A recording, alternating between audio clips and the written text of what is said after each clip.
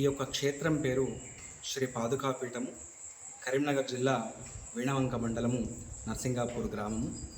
ఈ యొక్క పాదుకాపీఠము నిర్మాణం చేసి 8 నెలలు పూర్తిగా వస్తున్నది.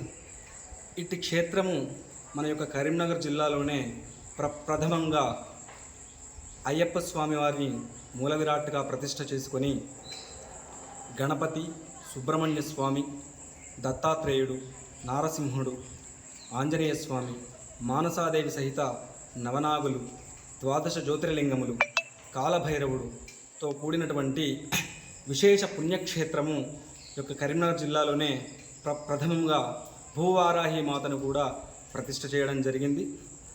మరి ఇట్టి విశేషమైనటువంటి